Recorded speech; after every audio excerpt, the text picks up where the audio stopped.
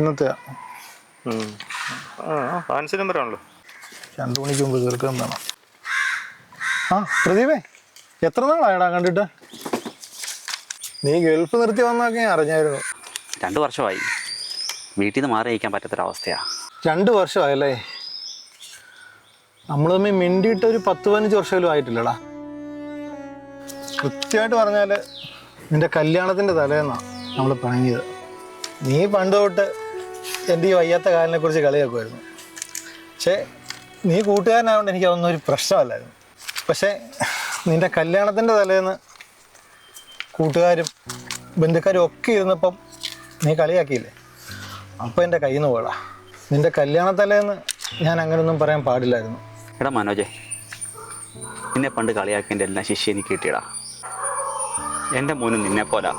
അവൻ ഞുണ്ടി നടക്കുന്ന കാണുമ്പോൾ എനിക്ക് നിന്നെ ഓർമ്മ വരും. നിന്നെ പണ്ട് കളിയാക്കിയതും നീ അപ്പം എത്രമാത്രം. ഇന്നലെ എൻ്റെ മോൻ സ്കൂളിൽ നിന്ന് കരഞ്ഞോണ്ടടാ വന്നേ. അവനെ ആരോ ഞൊണ്ടീന്ന് വിളിച്ച് കളിയാക്കിയെന്നും പറഞ്ഞ് അവൻ എൻ്റെ മുമ്പിൽ നിന്ന് പൊട്ടിക്കറിഞ്ഞപ്പോൾ എൻ്റെ ചങ്ക് പറഞ്ഞു പോയടാ.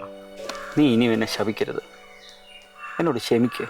എടാ, ഒരു വികലാംഗനും മറ്റൊരാൾക്ക് കൂടി ഈ അവസ്ഥ വരാൻ ആഗ്രഹിക്കത്തില്ല. ഇതിൻ്റെ കാര്യം എന്നാ നിനക്കറിയോ? ഇതിൻ്റെ വേദനയും ബുദ്ധിമുട്ടും ഒക്കെ അനുഭവിക്കുന്നവർ മറ്റൊരാൾക്കും വരാൻ ആഗ്രഹിക്കത്തില്ല. നീ അതൊന്നും ഓർത്ത് വിഷമിക്കണ്ട. അവൻ നിനക്ക് അഭിമാനമാവുന്നൊരു ദിവസം വരും.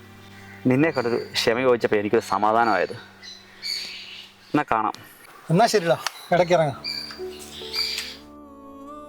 എടാ, നീ എന്തിനാണ് കള്ളം പറയുന്നത്? എൻ്റെ ചെറുക്കൻ്റെ കാല് വീഴുന്നു. അവൻ പയറ് പോലെ നടക്കാൻ ചെറുക്കനല്ലേ? എടാ, അവൻ പാവാടാ. ഞാൻ പണ്ട് അവനെ ഒരുപാട് കരയിച്ചിട്ടുള്ളതാണ്.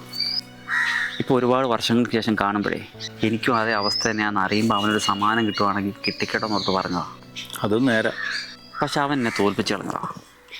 നീ അവൻ പറഞ്ഞു കേട്ടില്ലേ, അവൻ്റെ മനസ്സ് നിറച്ച് നന്മയാണ്. ഓ എൻ്റെ മനോജൻ, നീ എന്നാ തള്ളട തള്ളി. നീ ഏറ്റവും കൂടുതൽ വെറുക്കുന്നതല്ലേ ആ പോയത്. പുള്ളിയിട്ടാണ് നീ വലിയ നന്മ കാണിക്കുന്നത്. ശരിയാ, അവനെന്നെ കുറേ വേദനിപ്പിച്ചിട്ടൊക്കെ ഉണ്ട്. നമ്മൾ മനുഷ്യന്മാരല്ലേ. എനിക്കും അവനോട് വെറുപ്പായിരുന്നു. ആ എന്നിട്ട് ഇപ്പം എന്നാ പറ്റി? പണ്ട് അവൻ എന്നെ ബുദ്ധിമുട്ടിച്ചതിന് പകരമായിട്ട് ഞാൻ സന്തോഷിച്ചോടെന്ന് കരുതി അവനിപ്പോൾ പറഞ്ഞ എല്ലാം കള്ളമാണ്. അവൻ്റെ മോന് ഒരു കുഴപ്പമില്ലെന്ന് എനിക്കറിയാം. അമ്പട ഉടായിപ്പേ. അവൻ്റെ ക്ഷമ കുറച്ചിലും ഇപ്പം പറഞ്ഞ കുറ്റബോധമൊക്കെ ഉള്ളിൽ നിന്ന് വന്നതാണ്. പിന്നെ ഞാനൊന്ന് സന്തോഷിച്ചോടെന്ന് കരുതി അവനത് മേമ്പൊടി ചേർത്ത് പറഞ്ഞെന്നുള്ളൂ.